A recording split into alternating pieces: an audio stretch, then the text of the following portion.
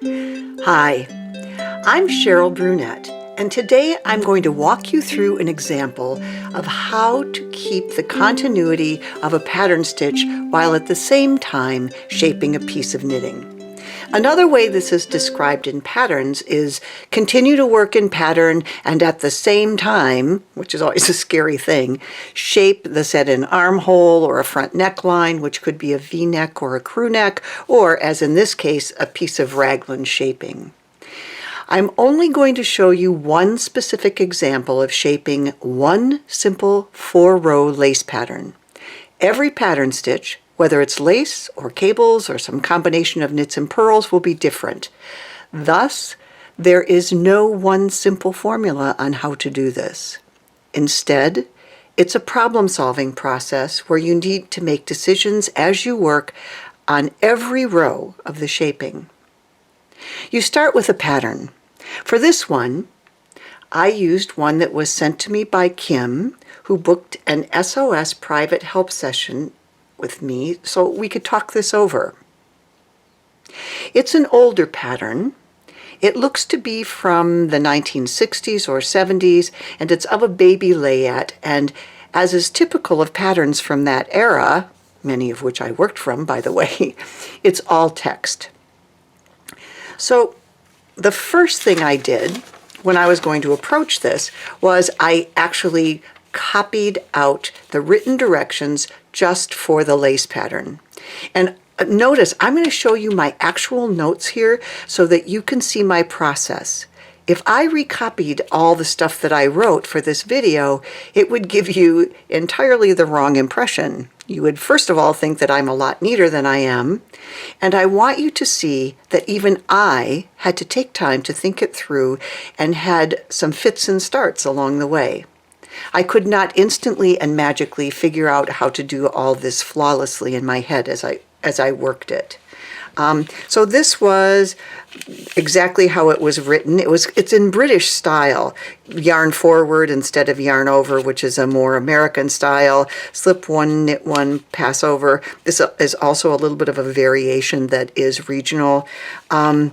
Then I figured out my first sample. I was going to cast on 25 stitches. I personally figured out that it was a multiple of 6 stitches plus 1 at the end. They didn't tell me that. And my first swatch to just work the lace, because when you are doing this in real life, you've probably worked a great deal of the sweater already, so you're familiar with the lace pattern or the cable pattern.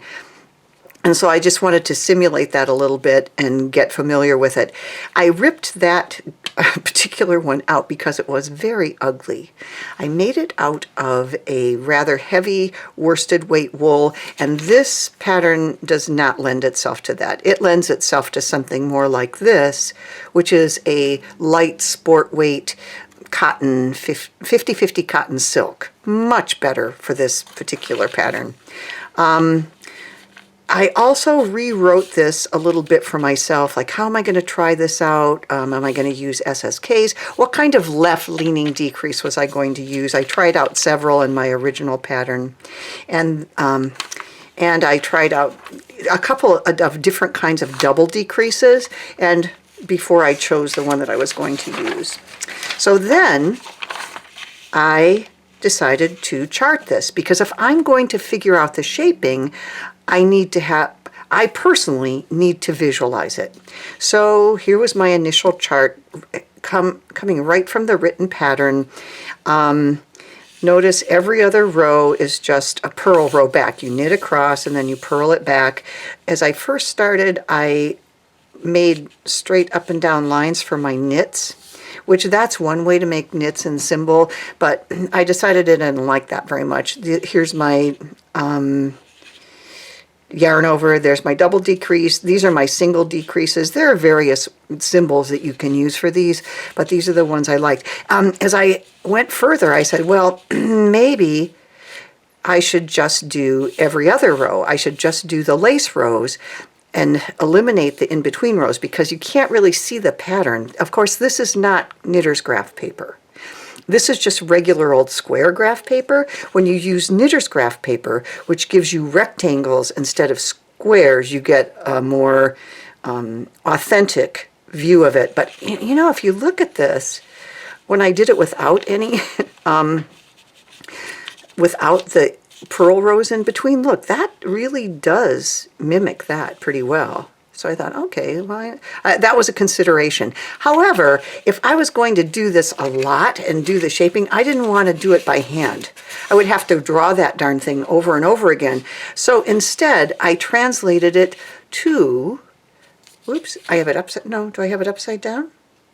No, I don't have it upside down because it actually should start at the bottom, but when you're typing, you have to start from the top, right? I did this in Microsoft Word, and it is called a knitter's font, and I've had it for probably close to 20 years. And I typed out that row, then I typed out this row, and then I copied that one and pasted it, and then I typed out that row, and then I had 4 rows, and I copied them and pasted, and then I copied 8 rows and pasted, so that it really didn't take me very long at all to complete a page of this. And then I had the form or the background for which I could draw my shaping, and it would make it easy. And this particular font, by the way, that I've had forever, is from David Xenakis. And XRX. Now, the XRX is the company that does stitches, and I met David, who's a very nice man, in 1991 when I was the fashion show commentator for the stitches, the fall stitches in Philadelphia. That was quite a few years ago. Excuse me. And the reason I'm pointing this out to you is because it says, if used professionally, please credit as follows. And this is a professional use. These are Knitter Symbols fonts used courtesy of Knitter's Magazine, which is also published by XRX. Copyright 1998 XRX. So thank you, David. I have loved these for so many years. And notice that I have some of these highlighted. I only had to use 5 symbols. They're 1, 2, and here was the key. Like if all I had to do was a lowercase a, and that gave me the blank knit. And O, careful, which is very cleverly enough, is a yarn over. So it was an uppercase W that gave me my left leaning double decrease, but it was just really easy to use, and I love it. So once I got that far, then I went back to the written pattern, and I said, okay, how does where's an example of shaping? And what it is I took a sleeve shaping. All the raglan shapings are the same, but I used the pattern for a sleeve. This was the pattern for the smallest sleeve size in that. And also, I didn't make the whole sleeve, of course, because all I wanted to do was this little part down here, or, you know, this top to show you how to do the top. The directions for this were to bind off 2 stitches to end on a wrong side row before you start your shaping, and bind off 2 stitches at the beginning of the next 2 rows, and then decrease every other row, which is every right side row, decrease both edges until you have X number of stitches left. That's how this particular pattern was written. And, you know, everything up until now that I've shown you is simply preparing for, it's just the prep. I mean, I haven't even done the work as to how to figure out how to do that yet. But I'll show you that next. But I wanted to tell you I made some rules for myself, and you can see them here. Maybe if I got a little bit closer, you'd even... For one thing, is the pattern only says decrease every other row, every right side row, both sides, until you have X number of stitches. But they don't tell you, A, the kind of decrease to use, and B, where to put that decrease. So my first rule that I made for myself was that I was not going to decrease at the very edge. Instead, and it kind of has curled under here, I have a plain row. It's tucked, you know, in typical stockinette, or excuse me, a plain stitch. So I have one plain stitch, at the end of every row, and then I move the decrease into stitches number 2 and 3, and I did that on both sides. Now the reason I did that, that's a design choice so that when it comes time to sew it up, you can see I've got this really nice line here. I could just put that right into a seam, and all you'd see is that line next. Those are the kinds of details that, as you educate yourself in knitting, are going to make your knitting sing, because those are the kinds of things that patterns don't tell you. Another decision that I made, it was to make the decreases in the same direction as the slant.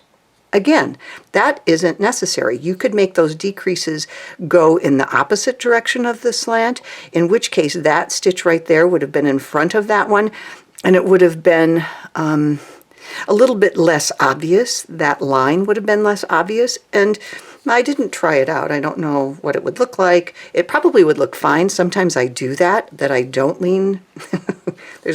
On a number of my videos, there's a story about a woman who, I was in a class and I was saying, I like to move that in and keep it in the direction of the slant. And it's called full fashion shaping, actually. There's a name for it. And one woman in class called and said, well, I don't like that because to me it looks like cheap Nordic ski wear. So ever since then, I've called this sort of the cheap Nordic ski wear effect, but I happen to like it.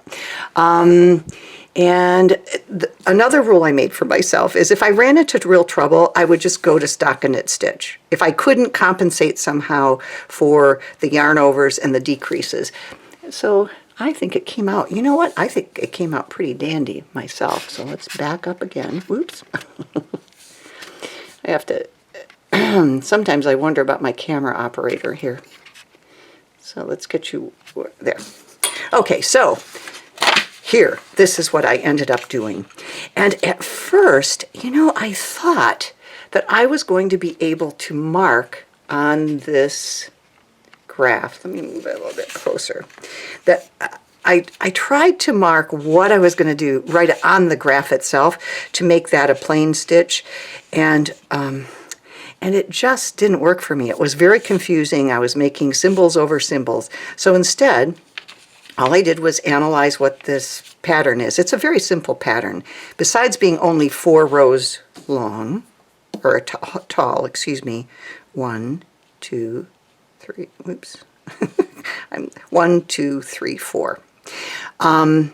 It's only 6 stitches wide, and you can see that I took a red pen, 3, 4, 5, 6.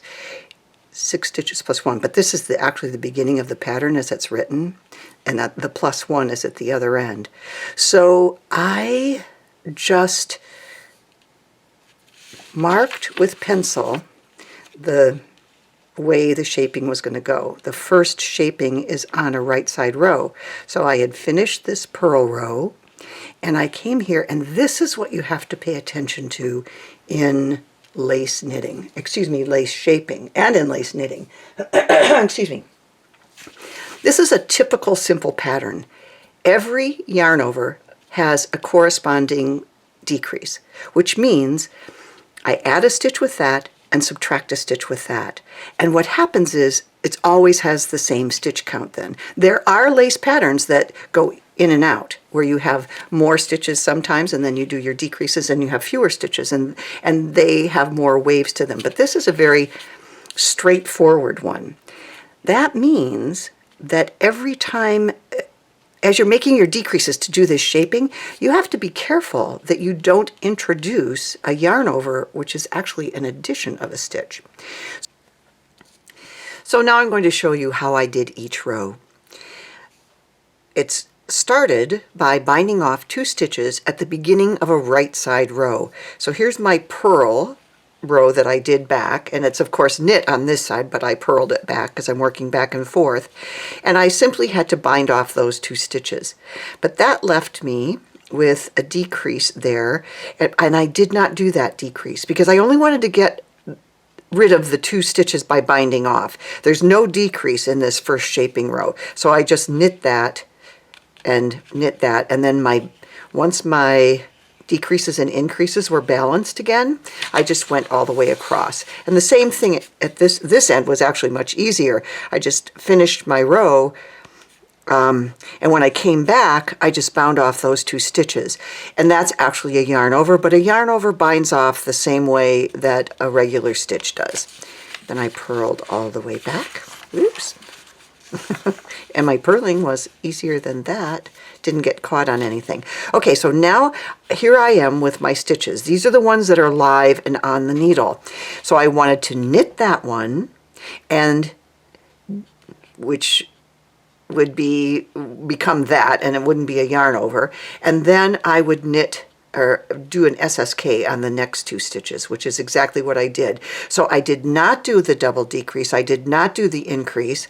Instead, I just wanted that nice linear decrease there. And then I had 3 plain stitches. And again, I'm back in balance. As soon as you're back in balance, you can knit all the way across the row. And at this end, I got to the last 3 stitches, and I knit those 2 together, and I knit that one plain. Now, it looks like there might be a big gap, you know, with those 3 stitches there, but really, if you look at the knitting, excuse me, row 3 is right about there, and it is not annoying. I mean, it's plenty within the continuity of the pattern. Even my mother would think that that was okay. Could not be seen by a galloping horse. Then I purled back, and I was on row 5, and I'm right there. I knit that stitch, and look at this. I've got, this is supposed to be a decrease and an increase, so that would just keep the stitch count regular. So what I did was, is I knit that stitch, then I took those 2 stitches and put them into an SSK, and I followed the pattern all the way across. It was really easy. Once you start to see this, this is 3, 5 right there. So I got to the last 3 stitches, and I knit those 2 together. I ignored that. That was just a balancing act anyway. I knit those 2 stitches together, and I knit that last stitch. Number 7. Did I already tell you these circles are, they were to help me group the decreases and increases to keep the stitch count even. So that it was just a little visual tool for me. You might not need it. Lots of people don't. We all have our own ways of processing information, whether it's visual or auditory or both. And so, having been a teacher for over 50 years, I'm pretty strongly aware of my preferences for processing. So I make up stuff for myself that will work for me. Hope, you know, it's just one example of what might work for you. You will have to come up with your own technique. But here we are. Row 7 was a particularly easy one because all I did was knit this stitch, and then I knit those 2 together, and that gave me the 3 stitches that I need, plain stitches, and then I followed the pattern all the way across. And on this side, I wish I'd put the numbers here, 5, 7, the same thing. I knit those 2 stitches together and knit that one. And so there was just one little thing. So that's how you do it. You simply go row by row. Some hints, one of which is I counted the number of stitches on the needle at the end of every decrease row to make sure that I hadn't inadvertently introduced a yarn over, or because it is a little squirrely as you're working along the edge there. Another thing, there are only 6 stitches in this pattern, right? It's a 6-stitch repeat.